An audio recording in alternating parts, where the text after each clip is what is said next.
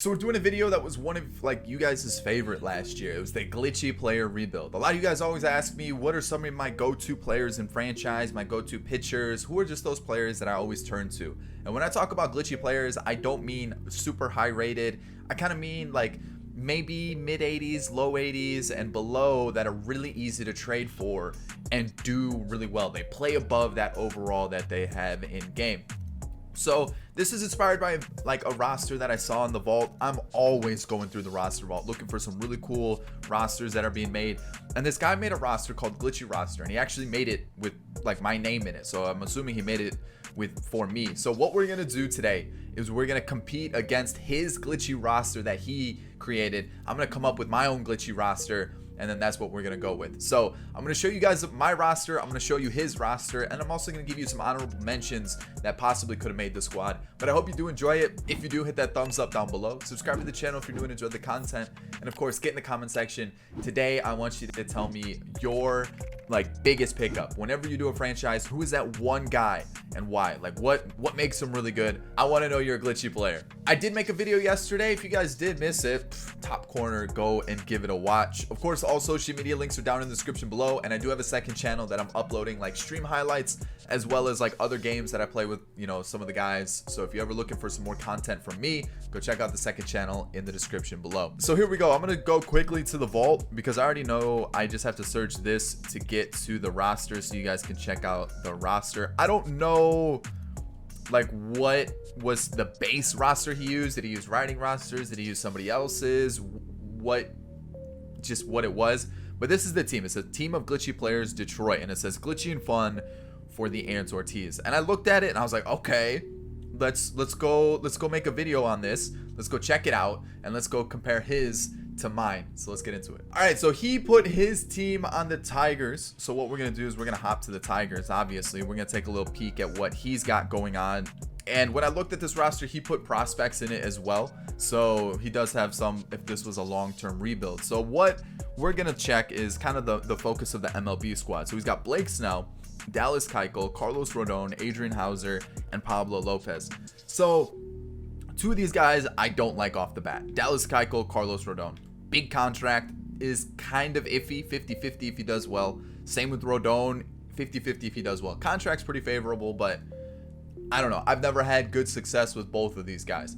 Blake Snell can be one of the best pitchers in the game, but at the same time, he may end up giving you a 5 ERA every single outing. So again, one of those guys that I just can't really say it's 100% glitchy just because I'm just not sold on those top three. I mean, they may work for you, and that's the great part of franchise where it's so random, anything could happen. But for me, not a huge fan of those three. But these two guys, Pablo Lopez, one of my favorite pitchers to pick up in franchise this year. Definitely a good one there. And Adrian Hauser is actually one of those players that has been super under the radar in franchise, and he's been on my watch list for quite some time. I just always overlook him and I just never pick him up. But that's a good one for sure. That if you're looking for a pitcher, Adrian Hauser is definitely one to get. Bullpen. All right. Let's take a look here. We got Seranthony Dominguez, Michael Givens, Carl Edwards Jr., Luke Jackson, and Trevor Cahill. Okay, so he's going for a little bit lower rated player there. You know what? It's not terrible. It's not the craziest either, but I feel like the one that I'm not 100% sold on is Seranthony Dominguez. Michael Givens can give you some really good outings. Same with Carl Edwards Jr. At the same time, he could also be really bad. But you know what? It's not a terrible bullpen. Where's your closer? That's something I'm looking for. Who's that guy that's closing out the games for you? Because none of these guys are giving me closer vibes here. So catchers, it looks like he went for like a lot of prospects, which I don't see those being glitchy players. You know, those are prospects. Those are top prospects. Those are expected to be good players. But Gary Sanchez, I feel like that's kind of like an assumption of a catcher that's supposed to do well. So I don't know if he's considered glitchy. First base, Carlos Santana, I agree with that. That's a good one. Christian Walker, okay, that's a player that could be glitchy for sure. But Carlos Santana could be a player that's pretty easy to pick up. You usually can get him in free agency and gives you about 3 years of good hitting. That's not a bad pickup. Odor. Ooh, I don't know. He always hits low 200s. And sometimes he's just absolute garbage, but I've actually seen him pop off as well. So Maybe we'll have to wait and see. Jurickson Profar is always a player I consider picking up in free agency because you look at his stats, his attributes, and you go, he's got to be able to hit well. He's got some power. He's got some contact. He can play almost every single position. But yet every time I look at him in a franchise, he just doesn't do well. So maybe for this guy, he's like a beast. But for me, I just can't ever get him to do well. Eugenio Suarez, way too high rated, way too hard to trade for to be considered glitchy. But you know what? He is always a good player to get in franchise. So if you need an established third baseman who's going to pop off, go and get Suarez. But just know you're going to have to trade quite a bit for it. Shortstop, kind of the same with Xander Bogaerts. Big contract, really hard to trade for. I don't know if I can consider that glitchy. Left field, Castellanos. Sometimes he's easy to trade for, and you may have to give up one of your better prospects, but if you can get him, definitely a good player. Right here, though, this is a good glitchy player. Teoscar Hernandez, really good player to pick up, good power. His fielding sucks, but let me tell you, he is going to hit you home runs, and he's actually going to be a good piece in your lineup. Maybe even make him a DH. That's a really good pickup for you. Kevin Kiermaier, he's hit or miss for me. And again, I don't want to say too high overall, but like he's one of the more established center fielders in the league. And then you just picked up like every single center field prospect in the game. So, and then Nelson Cruz, yeah, definitely a glitchy player. Always going to break home run records for you. So, I mean, not the craziest of glitchy squads. I definitely think you could have gotten some other glitchy players. But let's go take a look at mine now. And I want to show you what my picks are. So here we go. This is my starting rotation. We've got Savale, Eduardo Rodriguez. I think he's kind of one of those guys that is good to get, but just he might end up being bad. And the issue with pitchers are, I feel like pitchers are one of the most random positions in baseball. And I mean, especially with franchise, it is really hard to just pinpoint a top pitcher that you can go for every single time, because recently Yarbrough, who was one of my favorite ones to get from the Rays, he's been pretty bad for me in franchise. So like pitchers are just really tough to find glitchy ones for, unless you know you just find that one that always works. And for a while it was Yarbrough, for a while it was like Desclafani, who you see on this one, and there was a couple other ones that I go to, but recently they've been letting me down. So you gotta kind of keep rotating those pitchers and see which ones work the best. But Savale's always been pretty good for me. Rodriguez usually pretty good for me. Kenta Maeda is one of those guys who, you know, a little bit older, is pretty easy to get, especially with his contract being around $3 million. And he's not going to be a star for you. He's not going to be top of the rotation, but he's going to be one of the better pitchers in your rotation. Maybe a 4 or 5. He's going to be really good. Marquez. If you can get Marquez, do it. He's probably the most consistent pitcher I've had the entire year on franchise. He always does well. Desclafani is usually pretty good. And then Austin Voth, more of a long reliever, but pretty good. One of the better long relievers you can get in the game, along with Matt Strahm, Alec Mills, and another one is Tony Gonsolin. Those are kind of my 4 that I try to get for long relievers. If you want to try out Jose Urena as well from the Marlins, that's a possibility too. Bullpen, let's talk about this. We've got Petit, really easy to trade for because he's older and he always gives you 1 or 2 good years of bullpen. He's a really good bullpen arm. Same with Sean Doolittle. He's been moved to like a relief spot, more of a not a closer situation. He's super easy to trade for. You can usually get him in free agency after season 1, and he's usually pretty cheap, and he gives you 2-3 years of good bullpen, like just pitching. So you might as well use him. Pagan, super easy to trade for as well. Gonna give you more than 3 years of good relief. Pick him up. JB Wendelken usually gives you 3 years as well. These are kind of 2 to 3 year windows. And then my last one, this is my little under the radar one that I've picked up a couple times in franchise. Ryan Helsley of the Cardinals. He takes a year or 2 to develop, but let me tell you, once he hits like 27, 28, really good reliever. And even if you throw him into the major leagues now, he usually does pretty well. That's my go-to for there. And then Alex Colomé is probably the cheapest, best reliever or closer you can get in the show. So those are my pickups. Here we go. If you don't know by now, Omar Narvaez is the most broken catcher in franchise, hands down. He sucks behind the plate fielding wise, but let me tell you, he's gonna hit close to 300. He's gonna hit you like 20 home runs plus. You gotta get him, and he's really easy to trade for. Victor Caratini is kind of my shot in the dark. Sometimes does really well, sometimes doesn't. He's more of a backup, but I figured I'd give you another catcher option as well. You could try out Davey Grullon from the Phillies as well. He's not a bad pickup either. And then the Athletics have a couple B and A potential catchers that sometimes do really well. So it's a shot in the dark for those guys as well. First base, we're looking at Ji-Man Choi. He's just the one that makes the most sense here. He's super easy to trade for, and he does well every single time. G-Man has never let me down. It's insane. Obviously in the show, they actually switched him to switch hitting. Yes. But yeah, he's just always good. There's another guy you can put at first base as well. You can get Mark Canha, and then we have one on the squad that you can throw in there as well. But those are kind of my first base options. The Rockies have Ryan McMahon, who sometimes is listed as a second base in some rosters, but he usually does well after he develops a couple years. So that's another guy you can get at first. Second base, Luis Arias. That's just the best one to get. Good contact hitter, great leadoff hitter. That's the guy. Super easy to trade for, by the way, too. My third base options. Andujar, kind of an obvious one, but my one that doesn't really get picked up enough, Yandy Diaz.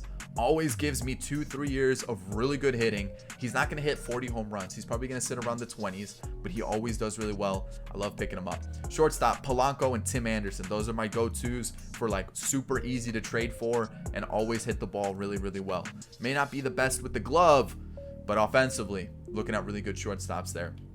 Left field, David Dahl, kind of an obvious one, but super easy to trade for. 26 years old as well. Really good. But if you're looking for lower rated, kind of easier to pick up, Anthony Santander in real life is actually looking really good. But on this game, takes about a season or two to develop, and he's really, really good. And then Willie Calhoun, you can even move him to second base. That's your second base option there. Boom. Hits at a really good level. Center field, Adam Eaton.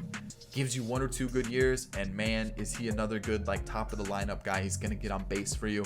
And then in right field, Franmil Reyes, DH every single day of the week, but he's going to hit you like 50 home runs, and he's like super easy to trade for. And Jose Martinez gives you 1 or 2 good years, and boom, he's going to get on base. He's going to hit at a really good level. I'd probably play him at first, but that's the team. All of these guys are super easy to trade for. Some of the other guys that I considered was Jake Cave of the Twins, the center fielder. He's usually pretty good. Aaron Hicks, a little bit harder to trade for, kind of a bigger contract, but the switch hitting center fielder is pretty good as well. I've got McMahon, like I've mentioned. Tommy Edman of the Cardinals, really versatile player, really good speed, hitting stats, not a bad pickup. And then the last one is Goodwin of the Angels, another outfielder. Outfielders are usually pretty easy to trade for, but those are kind of my glitchy players. So let me show you the lineup, the rotation, all that good stuff. I'm thinking it's going to be like this. I might go like that. I'm thinking something like this. I think this is a pretty good setup. Starting rotation is looking like this. And then, of course, for the lineup, probably going to change a couple things around. But for the most part, this is kind of what I'm thinking. Maybe, you know what? Yeah, I think this is what we're going to rock with. Might change some things up here and there. Maybe something like that. I do want to get Yandy Diaz in the versus lefties. Maybe Willie Calhoun as just somewhere at some point in this lineup too. We're going to switch things up. We're going to try to get a really good lineup. But this is a pretty glitchy squad. I'm really liking it. And then, of course, let's take a look and see where we're ranked compared to the other guys. So we're ranked 17th. All right. So his team is ranked 8th. And power is through the roof, but the rest of the stuff's not. So let's see how it compares. Let's see how he does. I kind of want to see how his team's lined up as well, because I don't want to get cocky, but I have a feeling my team's going to do a little bit better than what his team is. I could be wrong, though. Maybe I'm just a fraud, and I'm not. I mean, he's got a really good team, though, so he actually might do better than me. So that's the team. Those are the teams. Let's see how both teams battle it out and see where we finish. I'll see you guys at the end of the season. All right, so the team actually did pretty well. Almost 100 games, won 99-63, won the division, taking on the winner of the wild card. And I'm kind of interested to see how the Tigers did, how that other person's glitchy team did. So let's take a look at the league. So we won the division by 9 games. We're ranked 12th. You know, we don't have a lot of speed, not the best defense, but the power is there, so it's not terrible. You know, the average is 280, ERA is 337. So actually, that's really good. Average is in a good place. ERA is probably one of the best that I've seen in a rebuild in quite some time. So let's take a look at the rest and see how everybody did. We actually had more wins than the Dodgers, which is big. That's pretty big. In the East, the Yankees, what? They didn't even make the postseason. I wonder why. Probably the CPU got involved a little bit, so we're definitely going to take a look at that. But the ERA is high. The average is high. Okay. So there we go. I told you so. So here we go. Let's take a look at league leaders. Fran Mill with the most RBIs and Kenta Maeda with the best winning percentage. So obviously, like I said, glitchy players. At this point in franchise, I would assume most of you guys know who's good and who's not. But these are some of kind of the under the radar guys that a lot of you guys probably haven't picked up on yet, or some of you have picked up on. If you guys want to see like some lower rated ones, I definitely can do that. Let's aim for like 700 likes on today's video. I think that's a good little benchmark.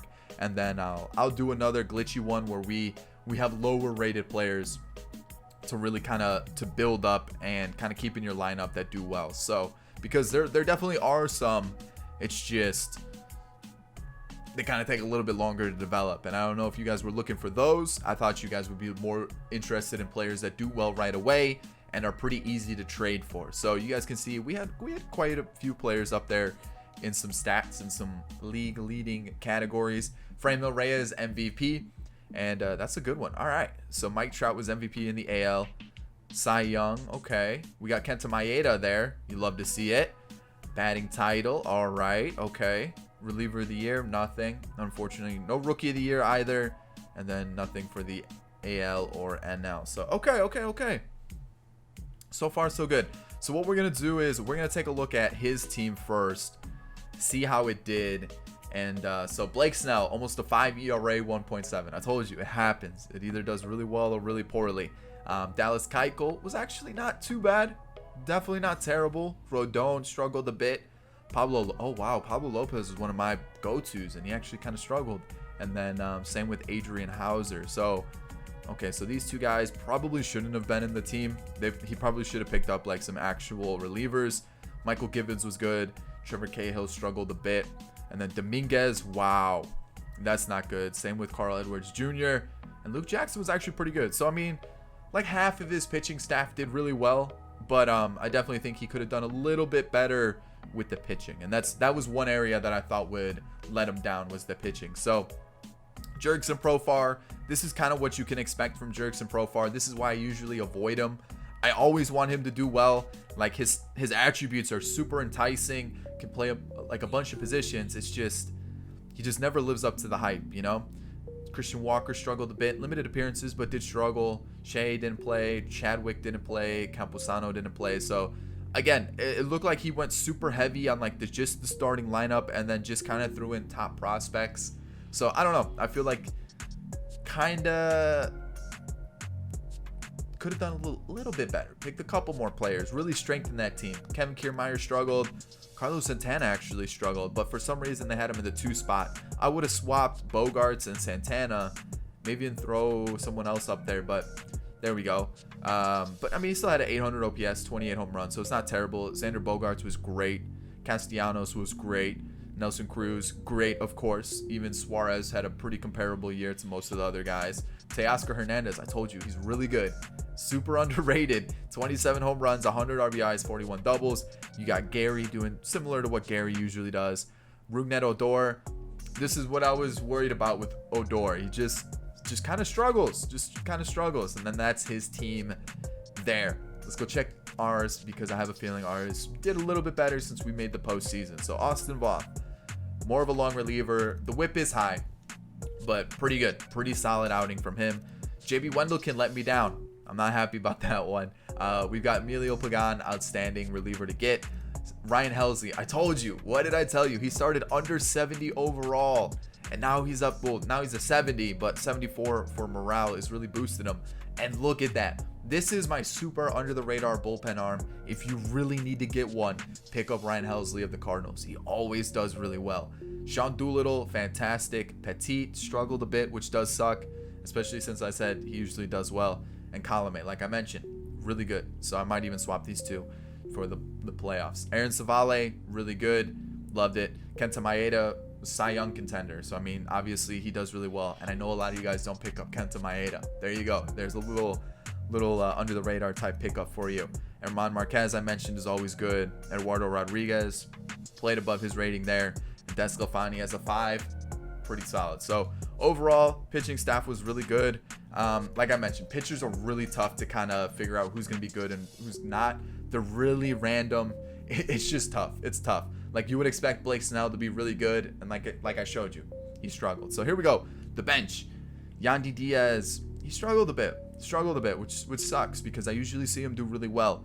Same with Willie Calhoun, he struggled. Victor Caratini was okay, not fantastic. Anthony Santander, limited appearances, but was all right. You know, Jose Martinez, I mentioned, just always does well. He just gets on base. That's what he does. Adam Eaton, fantastic. 20 home runs, 34 doubles, great on base percentage and everything. David Dahl, wow, okay. Did he not play every day? He did not. That's disappointing to see. He didn't. Huh. So that definitely played into why he probably struggled. Tim Anderson, good season. Same with Fran Mill. He was MVP, even though he didn't have like crazy good numbers. They're good, but they're not like outstanding, you know? Andujar was solid.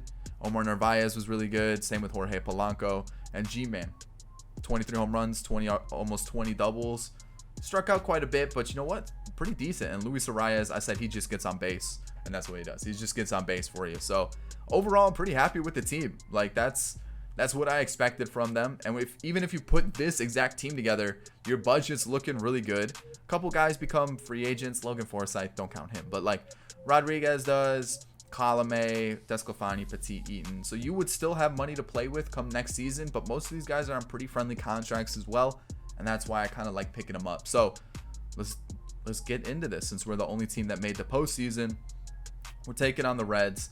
Let's see how this plays out, and we're gonna get eliminated as expected. It always happens that way, right? It's just meant to be. So we're gonna hop into this game against the Reds. They have Jordan Yamamoto since we took Desclafani from them, and Jordan Yamamoto just got sent down in real life, didn't he? I'm pretty sure he just did after he got roughed up a little bit in his last outing, which is crazy. He showed so much promise last year. Maybe just a little rusty since the long off season and everything like that. But we've had 6 hits and we haven't scored yet. Wow.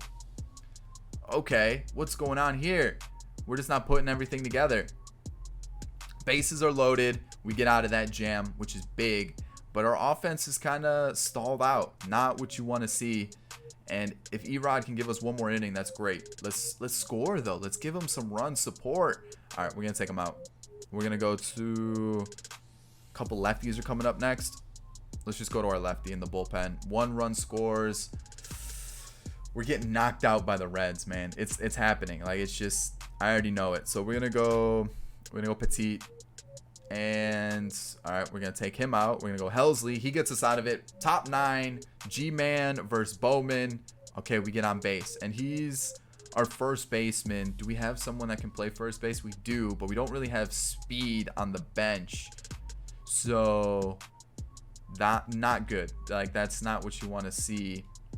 Okay, whatever. We're just going to go with it. A sac bunt. Not what I wanted, but I'll take it. And I'll do the sac fly. He struck out. Sadness. You know, hello darkness, my old friend, that type of thing. But we got knocked out. But to be honest, pretty good performance from a team that is what, like 10th, 13th, 14th, what is it, 12th rated? Yeah, I mean, that's pretty good. Definitely have places to grow with this team. You get a couple good draft picks. You get a couple more trades here and there. Turn this team into a outstanding squad. So I'm gonna leave it there. I hope you did enjoy it. I wanted to have a little face off with a person who created a glitchy squad. I thought it'd be cool. I thought I'd bring you guys some of the under the radar, but also some of the most obvious glitchy players if you didn't know already. And I thought you guys would enjoy it. So if you did, consider hitting that like button down below. Subscribe to the channel if you're new and enjoyed the content. And of course, guys, in the comment section, let me know who's your glitchy player that I didn't mention. If one of those guys is there, yeah, you can tell me too. But I want to know some of the ones that you guys pick out that I normally don't. So that's about it, guys. 2 videos are on screen now. Go check them out if you haven't yet. And of course, I'll catch you all in the next one. Peace.